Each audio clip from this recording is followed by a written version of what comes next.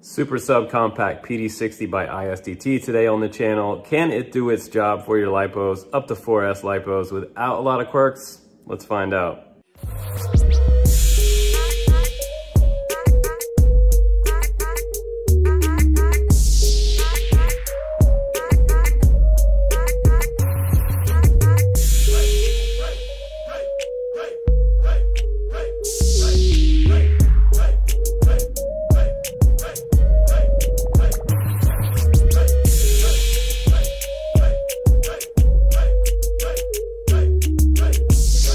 Guys, first things first, this thing is only 81 grams. It's kind of like my dream travel charger here.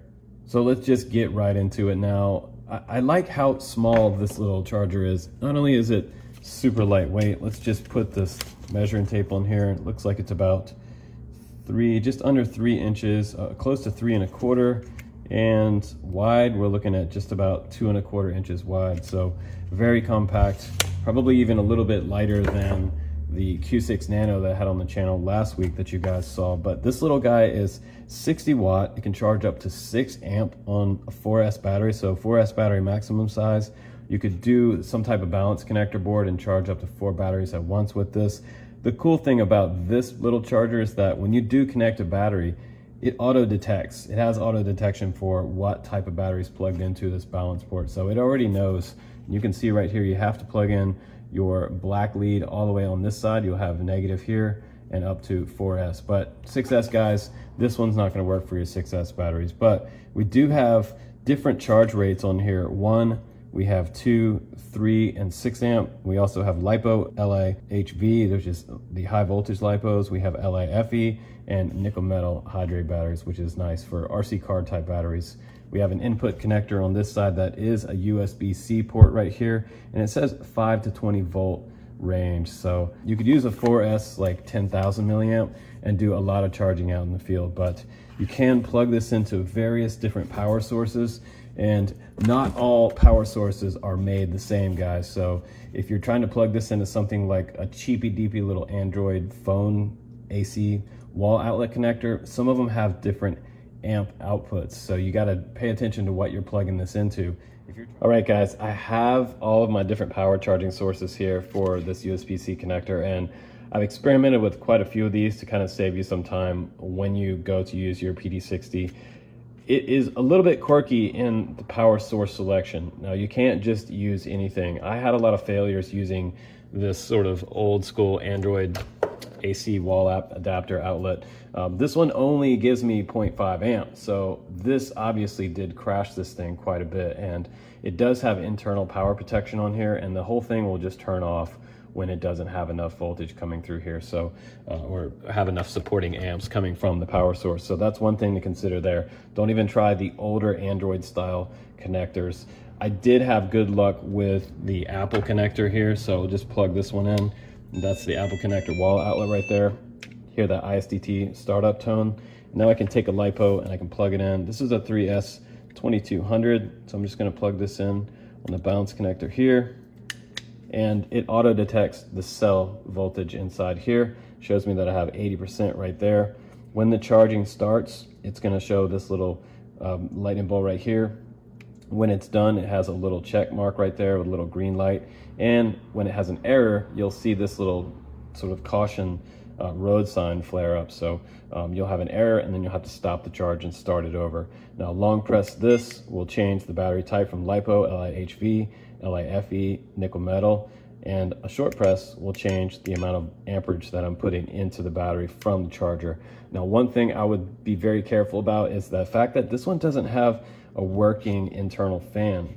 You don't hear any fan on this one because it has a heat sink here in the front, a rather large heat sink, which is kind of cool. It's releasing a lot of hot air, but you definitely wouldn't want to use this charger somewhere where it was kind of hot, or you didn't have a lot of airflow coming through. So not very good for a garage style charger, and you definitely don't want to walk away from this little guy charging. You want to be very careful about that. But long press, again, getting me back to LiPo. This side has the little play and pause button right there, very intuitive.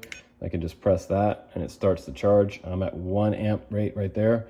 I can increase it by pressing this, just a short press, up to 2, now up to 3, and up to 6 amp total max.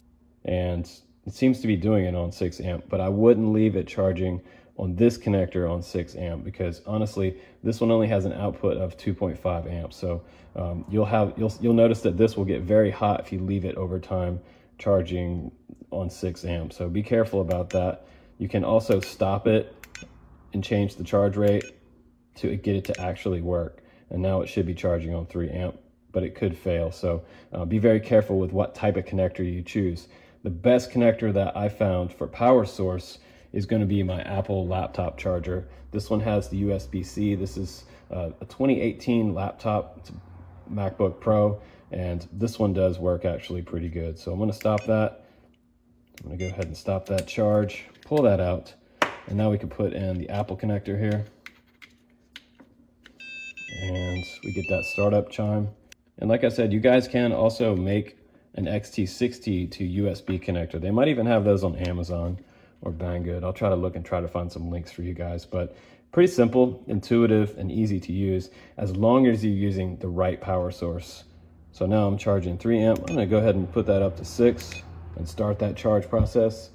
And now I'm charging at 6 amp. Normally, I usually charge these around 1 or 2 amp max, honestly. And that keeps some of these smaller batteries that I need for like goggles or whatever. I've had some of these that work over 5 years, well over 5 years, if you charge them at 1 or 2 amp. So it's good to take care of your batteries and charge them at a slow rate.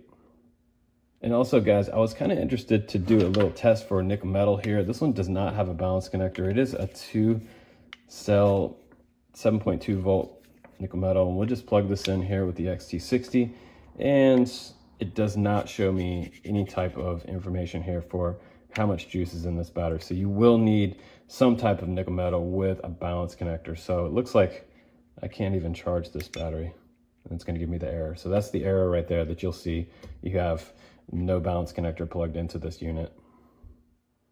So overall, I mean, some final thoughts on the PD60. I love the compact size, and I would like ISDT and UAV to work together more to make us a small charger like this. And I would really like to see maybe a few more buttons on here for menu navigation or some type of Bluetooth connectivity. That would be super cool if they had an app with the PD60.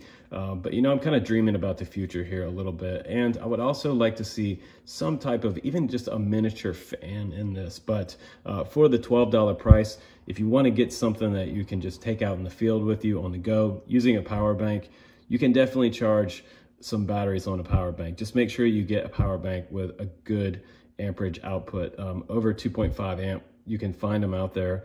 If you can find something with a maximum 5 amp power output, that would be even better for this PD60. But I think overall for 12 bucks, again, I mean, it is what it is, guys, as usual on the channel. It does have a little bit of quirks, but it's hella portable and it's actually kind of cool. So just another charger on the market to consider, or something quick to grab for a trip, or something simple and easy to use. Just again, you want to make sure this one has lots of ventilation. You can check out the PD60 link down below, guys. Thanks again for subscribing on the channel.